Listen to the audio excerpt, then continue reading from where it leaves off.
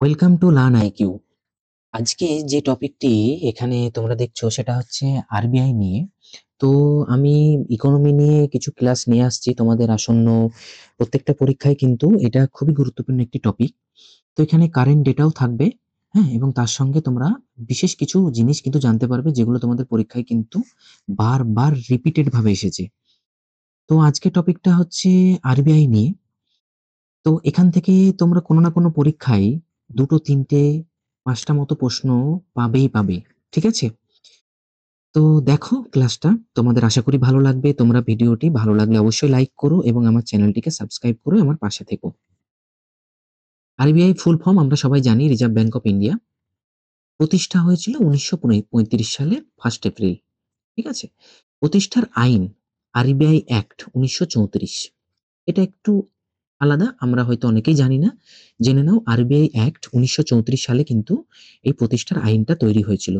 ১ম প্রতিষ্ঠা হয় কলকাতায় এবং পরে এই সদর দপ্তরটি ১৯৩৭ সালে ট্রান্সফার হয় এবং বর্তমানেও কিন্তু এখানেই আছে।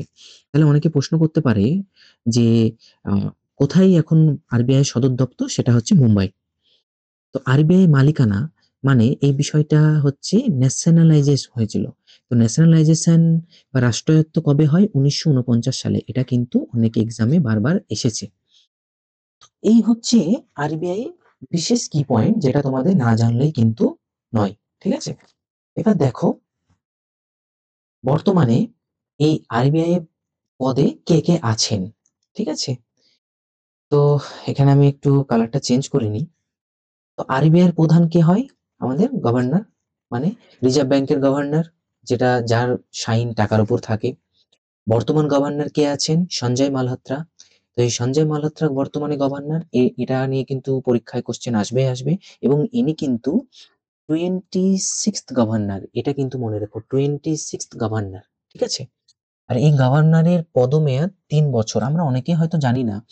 তো পরীক্ষায় ৩ বছর বা ৫ বছর আসতে পারে, সেটা নিয়ে কিন্তু ভুল হতে পারে। তো ৫ বছর না ৩ বছর, এটা কিন্তু এই পদটা কিন্তু বৃদ্ধি হতে পারে, বর্ধনযোগ্য, হ্যাঁ? সেটা ৫ বছরও হতে পারে বা তারও মেয়াদ বৃদ্ধি হতে পারে। ১ম গভর্নর ছিলেন স্যার অসবর্ন স্মিথ। এটা কিন্তু বারবার পরীক্ষায় এসেছে। WBCS, rail, NTPC, staff selection commission থেকে শুরু করে বিভিন্ন পরীক্ষায় এই এক্সামটা বারবার এসেছে, রিপিটেড ভাবে এসেছে। তো তোমরা এটা অবশ্যই মনে রেখো, ১ম গভর্নর স্যার অসবর্ন স্মিথ এবং ভারতীয় গভর্নর প্রথম, এইটা কিন্তু গুলিয়ে যেতে পারে। সেটা হচ্ছে সিডি দেশমুখ, হ্যাঁ? চিন্তামণি দ্বারকানাথ দেশমুখ। এটা কিন্তু খুবই ইম্পর্টেন্ট। ওকে? তারপর ১ম মহিলা ডেপুটি গভর্নর, সেটা হচ্ছে কে.জে. উদেশী। কিশোরী জে. উদেশী। ঠিক আছে? তো এটা তোমরা মনে রেখো অবশ্যই। এটা খুবই ইম্পর্টেন্ট। এই যে ১, ২, ৩, ৪, ৫, ৬, ৬টা পয়েন্ট তোমাদের কিন্তু পরীক্ষায় এখান থেকে প্রতি বছর কিছু না কিছু কোশ্চেন কিন্তু তোমরা পাবেই পাবে। ঠিক আছে? তো বর্তমান গভর্নরটা ২০২৫ এর হিসাবে, হ্যাঁ? এটা কিন্তু তোমরা মনে রেখো। তারপর দেখো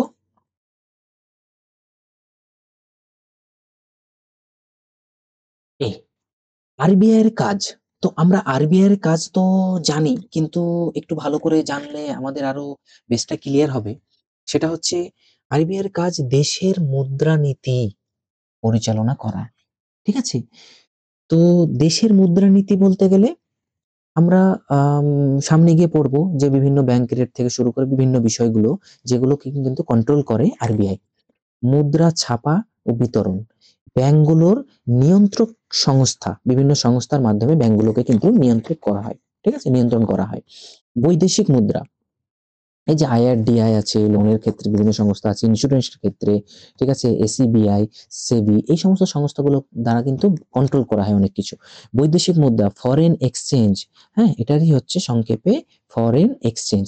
এটাকেও নিয়ন্ত্রণ করা এবং অর্থনৈতিক স্থিতিশীলতা বজায় রাখা। এই অর্থনৈতিক স্থিতিশীলতাও কিন্তু বজায় রাখে। আর ডিজিটাল পেমেন্ট সিস্টেমের উন্নয়ন। তো তো এই যে আমরা বর্তমানে দেখছি ইউপিআই সিস্টেম বা কিউআর কোড এই সমস্ত বিষয়গুলোকে নিয়ন্ত্রণ করে কিন্তু আরবিআই। দেখবে অনেক সময় তোমরা অনেক মোবাইলে এসএমএস পাবে যে ইউপিআই এর এই রুল চেঞ্জ হলো। হ্যাঁ? ডেইলি ১ লাখের বেশি লিমিট পাঠানো যাবে না। ১ম আম মোবাইল রেজিস্ট্রেশন করার পর ৳৫,০০০ পর্যন্ত ১ম পাঠানো যাবে। এই সমস্ত বিষয়গুলো কিন্তু আরবিআই কন্ট্রোল করে। ঠিক আছে? আরবিআই কিন্তু এর মালিকানা। এই নিয়ম কানুনগুলো কিন্তু আরবিআই দেওয়া। ঠিক আছে? তো এই বিষয়ে একটা জিনিস না বললেই নয়, যেটা আমরা সবাই জানি, ফাইন্যান্স কমিশন। Finance commission. এটার বাংলা হচ্ছে অর্থ কমিশন। ঠিক আছে? তো আমাদের প্রত্যেক বছর কিন্তু এই নিয়ে কিন্তু অনেক কোয়েশ্চেন আসে। হ্যাঁ? তো ফাইন্যান্স কমিশনের মানে আমাদের এই বছর কোন ফাইন্যান্স কমিশন চলছে? 15 ফাইন্যান্স কমিশন। তো 15 ফাইন্যান্স কমিশনের যে চেয়ারম্যান যিনি হেড তিনি হচ্ছে এন.কে. সিং। এটা আমি পরীক্ষায় কতবার যে এই কোয়েশ্চেনটা দেখেছি এন.কে. সিং, হ্যাঁ?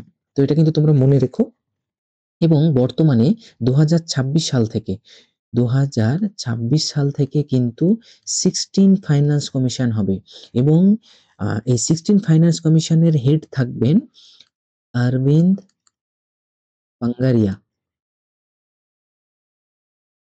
মনে রেখো এই অরবিন্দ পাঙ্গারিয়া কিন্তু এখন বর্তমানে ভাইস প্রেসিডেন্ট অফ নীতি আয়োগ। ঠিক আছে? তো এই অরবিন্দ পাঙ্গারিয়াই কিন্তু পরিবর্তন হয়ে ১৬ তম এই অর্থ কমিশনারের হেড হবেন। এটা মনে রেখো। এবার এই অর্থ কমিশনারের কাজ কি? অর্থ কমিশনারের কাজই হচ্ছে সেন্ট্রাল আর স্টেটের মধ্যে টাকা আদান-প্রদানের যে ব্যবস্থাটা বন্টন, এই বন্টনটাকে দেখভাল করা। ঠিক আছে? এই বন্টনের দেখভাল করা হয়। তার মধ্যে ট্যাক্স আছে, তার মধ্যে রেভিনিউ আছে। এই সমস্ত বিষয়গুলোকে কিন্তু বন্টন করে। যে কেন্দ্র কত টাকা পাবে, রাজ্য কত টাকা পাবে, হ্যাঁ? যেমন একটা গোল্ডের ভ্যালু, গোল্ডের যেমন জিএসটি, গোল্ডের জিএসটি আমরা জানি 3%। তো এর মধ্যে কি সিজিএসটি 1.5%, হ্যাঁ? আর এসজিএসটি 1.5%, এইটা টোটাল মিলে কিন্তু 3%। এইটা নির্ধারণ করে, হ্যাঁ? এই হচ্ছে ফাইন্যান্স কমিশন। এটা কিন্তু তোমরা অবশ্যই মনে রেখো। দেখো তোমাদের বেসিক জিনিসটা কিন্তু ক্লিয়ার হওয়া দরকার। হ্যাঁ? না হলে কিন্তু তোমরা মজা পাবে না। তোমরা পরীক্ষায় শুধু মুখস্থ করে যাবে, কিন্তু অ্যান্সার করতে পারবে না। একটু বেস থেকেও যদি তোমাদের কোয়েশ্চেন দেয় তোমরা কিন্তু অ্যান্সার করতে পারবে না। তো আমি চেষ্টা করছি তোমাদের খুব ভালো করে বুঝিয়ে দেওয়ার। হ্যাঁ? আবার দেখো এই যে বিভিন্ন জায়গায় পঞ্চায়েত, পঞ্চায়েত, হ্যাঁ? মিউনিসিপ্যালিটি, মিউনিসিপ্যালিটি বা কর্পোরেশন, জেলা পরিষদ, জেলা পরিষদ, এই সমস্ত জায়গায় দেখবে বিভিন্ন উন্নয়নমূলক কাজ হয়। বিভিন্ন উন্নয়নমূলক কাজ হচ্ছে, ডেভেলপমেন্ট হচ্ছে। তো এইখানে কে কত টাকা পাবে সেটা কিন্তু এই ফাইন্যান্স কমিশন কিন্তু নির্ধারণ করে। এটা কিন্তু তোমরা ভালো করে খেয়াল রাখো। এই ফাইন্যান্স কমিশনই কিন্তু গভর্নমেন্টকে সুপারিশ করতে পারে। ঠিক আছে? তো এটা কিন্তু তোমরা অবশ্যই মনে রেখো। হ্যাঁ? এটা নিয়ে কিন্তু পরীক্ষায় প্রশ্ন আসতে পারে। তারপরে মা ট্যাক্সের স্ল্যাব, এই যে ট্যাক্স বাড়বে না কমবে এটাও কিন্তু এই ফাইন্যান্স কমিশন স্থির করে। তাহলে বেসিক তোমরা বুঝতে পারলে যে ফাইন্যান্স কমিশনের কাজ কি? ফাইন্যান্স কমিশনার হচ্ছে এই আ পুরো বিষয়টাকেই যে ফাইন্যান্সের বিষয়টাকেই কিন্তু কন্ট্রোল করছে। ঠিক আছে? মানে রাজ্যে আর সেন্ট্রাল এর মধ্যে যে সমবন্টন বা বলো যে বন্টনের যে চুক্তি বা বন্টনের যে নীতি বা বন্টনের প্রকার এই সমস্ত জিনিসগুলোই কিন্তু অর্থ কমিশনের কাজ। তাহলে তোমরা বুঝতে পারলে এই বিষয়টা? তারপর দেখো, পর হচ্ছে ভারতীয় নোট সম্পর্কিত তথ্য। তাহলে এখানে আমরা এই জিনিসটা আ তোমরা সব জায়গায় পাবে না। তো আমরা একটু গুছিয়ে দেওয়ার চেষ্টা করেছি। এটা নিয়ে কিন্তু পরীক্ষায় প্রশ্ন আসেই আসে। দেখো ১ম যে বিষয়টা সেটা হচ্ছে নোট কে ছাপে? নোট কে ছাপে? আরবিআই ছাপে। স্বাভাবিক বিষয়। নোট আরবিআই ছাপে। তো কোন, কোন নোট ছাপে আরবিআই? ৳১০, ৳২০, ৳৫০, ৳১০০, ৳৫০০ এবং ৳২০০০। তো এই ৳২০০০ টা তো এখন নেই। তাহলে এই কটা নোট কিন্তু আরবিআই ছাপে। কিন্তু প্রশ্ন হচ্ছে এই ৳১ র নোটটা কে ছাপে? এটা তোমরা পরীক্ষায় কিন্তু অনেক জায়গাতেই দেখেছো এই প্রশ্নটা এসেছে। সেটা হচ্ছে ফাইন্যান্স মিনিস্ট্রি মানে গভর্নমেন্ট ছাপে। Finance ministry. তো আমাদের ফাইন্যান্স মিনিস্ট্রি কি আছে? নির্মল সীতারামন। ঠিক আছে? এই মহিলা আমাদের ফাইন্যান্স মিনিস্ট্রি আছে। তো ইনার দ্বারাই কিন্তু এই ৳১ নোটটা ছাপা হয়। এই শুধু ৳১ নোটটা কে ছাপে? ভারত সরকার। ঠিক আছে? নোটে স্বাক্ষর কার থাকে? এই যে নোট মানে কি ৳১০, ৳২০ এইসব নোটে স্বাক্ষর থাকে গভর্নরের। মানে কারেন্ট গভর্নর এখন বর্তমানে আ যিনি গভর্নর তো তারই এখানে সাইন থাকবে। ঠিক আছে? যিনি বর্তমান গভর্নর তারই সাইন থাকবে এখানে। তো ৳১ নোটে কার স্বাক্ষর থাকে? এখানে ভালো করে দেখো ৳১ নোট ছাপে কে এবং ৳১ নোটে স্বাক্ষর কার থাকে? ৳১ নোটে স্বাক্ষর থাকে ফাইন্যান্স সেক্রেটারি। এটা নিয়ে কিন্তু পরীক্ষায় প্রশ্ন আসে, গুলিয়ে যেতে পারে যে ফাইন্যান্স মিনিস্ট্রি না ফাইন্যান্স সেক্রেটারি। তো ফাইন্যান্স সেক্রেটারির সাইন কিন্তু এই ৳১ নোটে থাকে। তো ৳১ নোটে এখন বর্তমানে যদি ২০২৫ এর ৳১ নোট বেরোয় তাহলে এখন সাইন থাকবে অজয় শেঠ। এই শেঠ বাবুর কিন্তু সাইন তোমরা দেখতে পাবে এখানে। হ্যাঁ? শেঠবাবুর সাইন দেখতে পাবে তোমরা। ইনি কিন্তু ইকোনমিক অ্যাফেয়ার্স, এই ইকোনমিক অ্যাফেয়ার্স এরও কিন্তু সেক্রেটারি। তো এটা নিয়ে কিন্তু পরীক্ষায় প্রশ্ন আসতে পারে। হ্যাঁ? ইকোনমিক অ্যাফেয়ার্স এর সেক্রেটারি কে?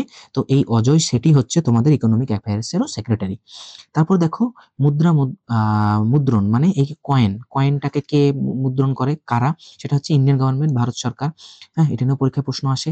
এখানে দেখো এইটা নিয়ে কিন্তু বহুবার প্রশ্ন এসেছে। সেটা হচ্ছে নোট ছাপা। কোন প্রেসে ছাপা হয়? ৪ টি প্রেসে কিন্তু নোট ছাপা হয় ইন্ডিয়াতে। সেটা হচ্ছে নাসিক মহারাষ্ট্র, একটা হচ্ছে দেবাস মধ্যপ্রদেশ, আর আরেকটা হচ্ছে পশ্চিমবঙ্গের শালবনী। শালবনীতে ছাপা হয়। এটা হচ্ছে পশ্চিম মেদিনীপুরে। শালবনী কোথায়? পশ্চিম মেদিনীপুরে। এখানে কিন্তু নোট ছাপার প্রেস আছে। আর হচ্ছে মাইসোর, কর্ণাটক। তো খুব ইম্পোর্টেন্ট তোমাদেরকে এটা মনে রাখতেই হবে। আর এটা অতটা ইম্পোর্টেন্ট নাও, তাও অ্যাক্টগুলো একটু জেনে নাও। আরবিআই অ্যাক্ট ১৯৩৪, হ্যাঁ? যেটা মুদ্রা সম্পর্কিত আইন সম্পর্কে বলা হয়েছে। ব্যাংকিং রেগুলেশন অ্যাক্ট ১৯৪৯, ফিমা। এটা নিয়ে কিন্তু তোমাদের ফুল ফর্ম আসে। Foreign exchange management act ১৯৯৯। তাহলে এই হয়ে গেল তোমাদের বিশেষ কারেন্সি নোট নিয়ে কিন্তু এই সম্পর্কিত কিছু তথ্য। তারপর আমরা যাচ্ছি রেট। এখন বর্তমান ২০২৫ অনুযায়ী বর্তমান রেট কি? তাহলে আমাদের বর্তমান রেট এখান থেকে তো প্রশ্ন পাবেই পাবে। ব্যাংকিং সেক্টর বলো বা বিভিন্ন পরীক্ষায় বলো, এখান থেকে প্রশ্ন থাকেই। তাহলে ২০২৫ এর রেট দেখো 5.50। এই রেট কিন্তু চেঞ্জ হয়। তাহলে তোমরা এটা কিন্তু মনে রেখো, রেট কিন্তু চেঞ্জ হয়। তোমরা কারেন্ট ডেটাটা কিন্তু আপডেট করে থেকো। এটা কিন্তু তোমাদের আরবিআই সাইট থেকেই নেওয়া। এই দেখো নভেম্বর ২৪, ২০২৫ এ কিন্তু এই রেটটা আজকের রেট। তাহলে আজকের রেট হচ্ছে 5.50 রেপো রেট। তারপরে হচ্ছে এসডিএফ রেট হচ্ছে 5.25। এগুলো আমি পরবর্তীতে ভালো করে বুঝিয়ে দিচ্ছি। তারপরে দেখো মার্জিনাল স্ট্যান্ডিং ফ্যাসিলিটি রেট 5.75 এবং ব্যাংক রেট 5.75। এই দুটো কিন্তু এক থাকে। কেন এক থাকে সেটাও তোমরা পরবর্তী পেজে দেখতে পাবে। তারপরে দেখো ফিক্সড রিভার্স রেপো রেট 3.35%। তারপরে সিআরআর 3.25%, এসএলআর 18%। পরীক্ষায় বারবার আসে। এখানে আমি কিছু আমাদের ইন্ডিয়ান কারেন্সির সঙ্গে যেগুলো খুব প্রচলিত সেইগুলোর রেট যে ডেটা সেটা আরবিআই প্রোভাইড করছে, সেই জন্য আমি এটা ইম্পর্টেন্ট মনে করে তোমাদেরকে প্রোভাইড করছি। ঠিক আছে? তো তোমরা দেখো এখানে ইউএসডি মানে তোমরা সবাই জানো ইউএস ডলার। হ্যাঁ? তো আমাদের বর্তমান ৳১ সমান কত? ৳৮৯ সামথিং। এক ইউএসডি ডলার মানে ৳৮৯ সামথিং। জিবিপি মানে কি? Great Britain pound. Great Britain pound. তাই পাউন্ডের ভ্যালু কিন্তু সবসময় বেশি থাকে। এখানে দেখো ৳১১৬ সামথিং মানে ৳১১৭ মতো। তো আর এখানে দেখো এটা মানে ইউরো, আর এটা জেপিওয়াই। জেপিওয়াই মানে জাপানিজ জাপানিজ ইয়েন। তাহলে জাপানের কারেন্সির নাম কি? ইয়েন। তাহলে এটা তোমাদের কিন্তু আসতেও পারে, কিন্তু খুব একটা ইম্পোর্টেন্ট না। এই দুটো কিন্তু আসে খুব পরীক্ষায়। ইউরো আর এইটা ডলার। তারপরে দেখো রেপো রেট। এই রেপো রেটটা তো তোমাদেরকে জানতেই হবে। আমরা শুধু বিষয়গুলো শুনে গেলাম, জানলাম না, মুখস্থ করে গেলাম তাহলে কিন্তু হবে না। জিনিসটা বুঝতে হবে। সেটা হচ্ছে দেখো ব্যাংকগুলো যখন আরবিআই কে ঋণ দেয়, তখন আরবিআই যে সুদের হারে টাকা দেয় তা হলো রেপো রেট। মানে ব্যাংক কি করছে? ব্যাংক আরবিআই এর কাছ থেকে আরবিআই কে বলছে আমাকে টাকা দাও। হ্যাঁ, আরবিআই ব্যাংকে টাকা দিচ্ছে এবং তার জন্য কি করছে, ইন্টারেস্ট চাপাচ্ছে এর উপর। তো সেটাই হচ্ছে রেপো রেট। যে রেটে এর উপর মানে ব্যাংকে টাকা দিচ্ছে সেটাই হচ্ছে রেপো রেট। এখানে কিন্তু বড় কর্তা কে? আরবিআই। ঠিক আছে? তো এই জিনিসগুলো পরীক্ষায় আসে। রেপো রেট বাড়লে কি হবে? ঋণের সুদ বাড়বে, ঋণ নেয়া কমবে, মুদ্রাস্ফীতি কমবে। মানে কি, রেপো রেট যদি বাড়ে, রেপো রেট বাড়লে কি ঋণের সুদও বাড়বে।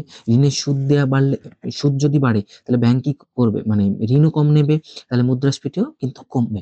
রেপো রেট যদি কমে তাহলে ঋণের সুদ কমবে।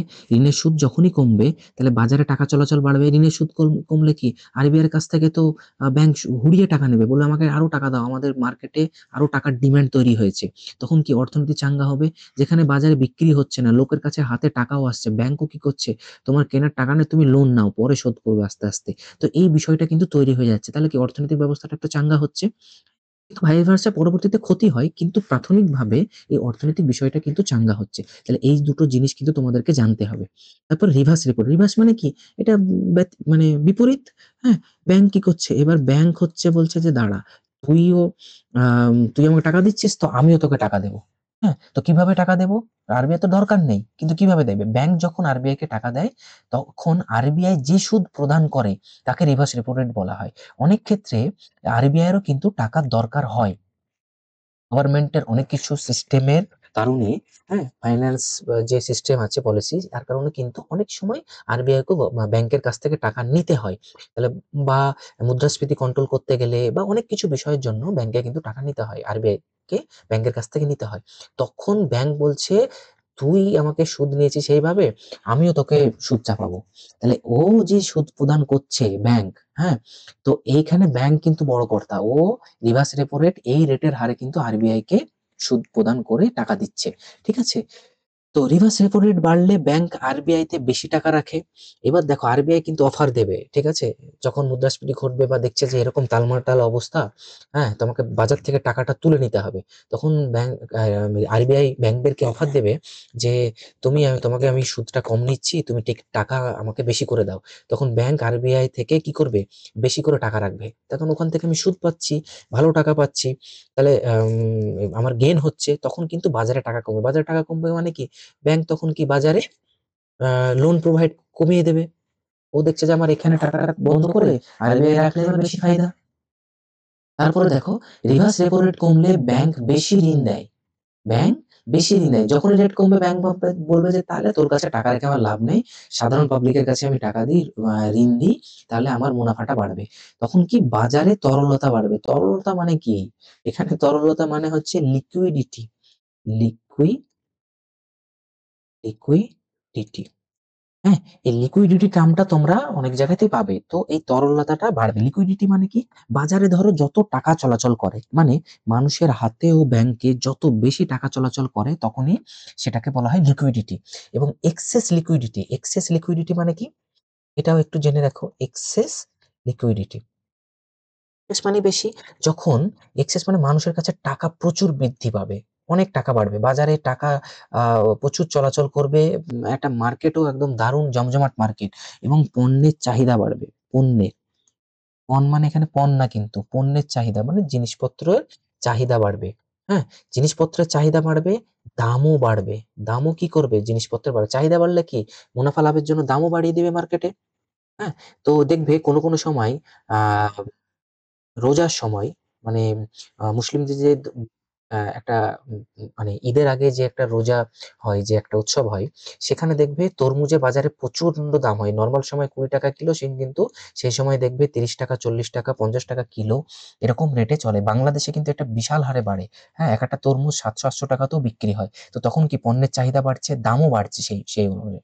হ্যাঁ, তো এটা হচ্ছে এক্সেস লিকুইডিটি। মানুষের কাছে টাকা বা মার্কেট এবং মানুষের মধ্যে কিন্তু প্রচুর ছড়াচ্ছে। এবং সেই সময় যখন দেখছে যে ঈদ আসছে সামনে, ব্যাংকও লোন প্রোভাইড করছে মানুষের কাছে। হ্যাঁ, ক্রেডিট কার্ড বলো, এই থেকে মানুষ কি হুড়িয়ে খরচ করছে, সেটাও তো একটা লোন। তো এই হচ্ছে বেসিক বিষয়। হ্যাঁ, এর জন্য কি হচ্ছে? ইনফ্লেশনটাও বাড়ছে, মুদ্রাস্ফীতিও কি হবে? মুদ্রাস্ফীতিও বাড়বে। হ্যাঁ, তাহলে এই কতগুলো বেসিক জিনিস তোমাদের জানলে কি তোমাদের কনসেপ্ট ক্লিয়ার হবে। তারপরে দেখো ব্যাংক রেট। ব্যাংক রেট কি? আরবিআই দীর্ঘদিন ঋণ নেয়। আরবিআই দীর্ঘমেয়াদী ঋণ যখন ব্যাংকে দেয়, মানে দীর্ঘমেয়াদী অনেক দিনের জন্য ব্যাংকে ঋণ দিচ্ছে। একটা হিউজ অ্যামাউন্ট কয়েক হাজার কোটি টাকা ব্যাংকে দিচ্ছে। তার সুদের হারকে ব্যাংক রেট বলা হয় এবং এই ব্যাংক রেট বাড়লে দীর্ঘমেয়াদী ঋণের খরচও বাড়বে। অবশ্যই রেট যদি বাড়ে তাহলে ঋণের খরচ তো বাড়বেই। কিন্তু বলার কিছু নেই। ব্যাংক রেট কমলে ঋণও সস্তা হবে। কম দিনের জন্য হলে কি ঋণও সস্তা হয়, বিনিয়োগও বাড়ে। এটা তো স্বাভাবিক বিষয়। ব্যাংক রেট সাধারণত এমএসএফ রেটের সমান থাকে। হ্যাঁ? এখানে তোমরা দেখতে পাবে এই যে দেখো আ কোথায় ব্যাংক রেট। এই যে ব্যাংক রেট এইটার সঙ্গে কিন্তু এমএসএফ সমান। আমি বলেছিলাম কেন? হুম? তো এটা কিন্তু সমান থাকে। তারপরে দেখো এই হচ্ছে MSF marginal standing facility. Bank যখন জরুরি পরিস্থিতিতে রাতারাতি কি করে? ওভারনাইট টাকার প্রয়োজন হয় ব্যাংকের। তাহলে জরুরি পরিস্থিতিতে ব্যাংকের যখন টাকার প্রয়োজন হয়, হ্যাঁ? যে আমার টাকা লাগবে, এত টাকা লাগবে, তখন আরবিআই ছাড়া কে ব্যাংকে টাকা দেবে? ব্যাংক তো নিজেই এত বড় একটা সংস্থা। ওকে টাকা কে দেবে? আরবিআই ছাড়া তো কারোর টাকা দেওয়ার ক্ষমতা নেই। তখন আরবিআই বলবে, "এই সুযোগে তোর কাছ থেকে আমি বেশি করে টাকা মুনাফা লাভ করব।" স্বাভাবিক বিষয়। আমার এখন টাকার দরকার। আমি একটা থার্ড পার্টি ওরিয়েন্টেড করবা, কোনো মানুষের কাছ থেকে টাকা চাইছি। তখন তো ব্যাংকের থেকে সেই মানুষটা সুদের হার আমার কাছ থেকে বেশি নেবে। আমার দরকার আমি নিয়েও নেব। সেইজন্য আর ব্যাংকও কি করবে, রাতারাতি যখন টাকার প্রয়োজন হবে তখন আরবিআই যেই সুদের হারে টাকা দেবে সেটাই হচ্ছে এমএসএফ। হ্যাঁ? এটা কিন্তু ইমার্জেন্সি ক্ষেত্রে। এটা কিন্তু তোমরা মনে রেখো। ইমার্জেন্সি। ইমার্জেন্সি মানে মার্জিনাল। হ্যাঁ? এখানে একটা মার্জিন থাকে। এটি সবথেকে ব্যয়বহুল হার, ঋণের হার। এটা মনে রাখো পরীক্ষায় আসতে পারে সবথেকে কোনটা সবথেকে বড়? এমএসএফ। ওকে? এমএসএফ রেটটা সবথেকে বেশি থাকে। ব্যাংকে তারল্য সংকট রোধে ব্যবহার। মানে তারল্য সংকট মানে কি? এত কঠিন টার্ম সেটা হচ্ছে লিকুইডিটি ক্রাইসিস। এই লিকুইডিটি ক্রাইসিসকে তারল্য সংকট বলে। এই তারল্য সংকট মানে কি? ব্যাংকের খুব খারাপ অবস্থা বা এমন কোনো অবস্থা আরবিআই এর কাছ থেকেও ছাড়া অন্যান্য কারো কাছ থেকে টাকা নিয়েছে। ADB, Asian development bank, world bank বা যার কাছ থেকে হোক টাকা নিয়ে থাকে বা অন্য কোনো সংস্থা থেকে টাকা নিয়েছে তখন তাকে শোধ করতে হবে। বা গ্রাহকদেরকে প্রচুর গ্রাহকদের টাকা শোধ করতে হবে। তখন কি করবে? ব্যাংক বলবে আমার ব্যাংকটা তো উঠে যেতে পারে। হ্যাঁ? আমাদের সাধারণত ন্যাশনালাইজড ব্যাংকের ক্ষেত্রে এগুলো হয় না যে প্রাইভেট সেক্টর ব্যাংকের ক্ষেত্রে কিন্তু এগুলো ঘটে। তো গ্রাহকদেরকে তো টাকা মানে শোধ করতে হবে। তখন কি করবে? আমাকে রাতারাতি টাকা দাও। আমি এই দিকটা আগে মেটাই। তারপরে আমার ব্যাংকিং সিস্টেমটাকে আবার ঠিকঠাক করব। তো তখন কিন্তু এই এমএসএফ টা চালু হয়। ওকে? তারপর দেখো এইচডিএফ। এইচডিএফ হচ্ছে ব্যাংক যখন কোনো সিকিউরিটি না দিয়ে কোলাটেরাল বন্ড ছাড়া মানে কোলাটেরাল বন্ড ছাড়া মানে কোনো সিকিউরিটি না দিয়ে আরবিআই এর কাছে টাকা জমা রাখে। তো এমনি তো রাখবে না। আরবিআই অফারটা দেয়। এই যে তোমাকে একটু আগে আমি বলেছিলাম যে রিভার্স রেপো রেট তখন যে সুদ পায় সেটা হচ্ছে এইচডিএফ রেট। হ্যাঁ? এই যে দেখো এখানে ব্যাংক বেশি ঋণ দেয়। এখানে আরবিআই বেশি টাকা রাখে। এটা বুঝতে পারছো তো? তো তখন এটাকে বলা হয় এসডিএফ রেট। এই এসডিএফ রেটটা তোমরা দেখো আ রিভার্স রেপো রেটের উন্নত সংস্করণ। অবশ্যই অতিরিক্ত তরলতা নিয়ন্ত্রণে ব্যবহার হয়। এই যে অতিরিক্ত মানে excess liquidity control, inflation control, মার্কেটে প্রচুর মুদ্রাস্ফীতি ঘটেছে, মার্কেট থেকে টাকা তুলে নিতে হবে। তখন এটাকে কন্ট্রোল করার জন্য কিন্তু এই এসডিএফ টা চালু করা হয়। তাহলে আরবিআই কি করে? তখন ব্যাংকে এই লোভটা দেয় যে, "ভাই তুই আমার কাছে টাকা রাখ, তোকে আমি বেশি রেট দেবো।" ব্যাংকও দেখছে যে বেশি মুনাফা, আমি ওর কাছে টাকাটা রাখি। তখন সাধারণ মানুষকে তখন কি করে? কিছু সময়ের জন্য লোন প্রোভাইড করা কমিয়ে দেয়। বন্ধ করে দেয় না কিন্তু কমিয়ে দেয়। হ্যাঁ? বা রেট অফ ইন্টারেস্টটা তখন বাড়িয়ে দেয়। তাহলে কি মানুষ লোন কম নেবে। তখনই এই মুদ্রাস্ফীতিটা কন্ট্রোল করা যায়। ওকে? তারপর দেখো ক্যাশ রিভার্স রেশিও এগুলোর ফুল ফর্ম কিন্তু আছে। সিআরআর এর ফুল ফর্ম কি? ব্যাংকে গ্রাহকের মোট জমার একটি নির্দিষ্ট শতাংশ নগদ আকারে আরবিআই এর কাছে বাধ্যতামূলকভাবে রাখতে হয়। এটাই হচ্ছে সিআরআর। মানে ব্যাংকের ধরো 100% একটা ভ্যালু আছে। তো সেখান থেকে একটা সিআরআর দেখবে যে পার্সেন্টেজ নির্ধারণ করেছে সেটা সেই পার্সেন্টেজ ব্যাংকে 30% যদি নির্ধারণ করা হয়, এই 30% কিন্তু আরবিআই এর কাছে রাখতে হয়। এই 30% আরবিআই এর কাছে রাখলো তখন আরবিআই বলবে, "এবার ভাই তুই তো 70% নিয়ে কাজ চালা। এটা সিকিউরিটি ভাবে আমার কাছে থাকবে।" ঠিক আছে? নগদ আমার কাছে থাকবে। তখন এটা হচ্ছে এনডিটিএল। এই এনডিটিএল এর মাধ্যমে থাকে মানে কি? Net demand time liabilities. লায়া তো তোমার লায়াবিলিটিস তোমার কাছে। হ্যাঁ? তো এই টাকাটা আগে রাখো, তারপরে তুমি এই টাকাটা পাবলিকের কাছে প্রোভাইড করো, যা করবে করো। সিআরআর বাড়লে ঋণ দেয়া টাকা কমে। সিআরআর যখন বাড়বে কি ঋণ দেওয়ার টাকা কমবে, অবশ্যই ঋণ কমবে, বাজারেও টাকা কমবে, মানুষকে টাকা কম দেবে, সিআরআর বাড়লে মানুষকেও টাকা কম দেবে। সিআরআর যত বাড়বে এর কাছ থেকে তো পুঁজি কমে যাচ্ছে।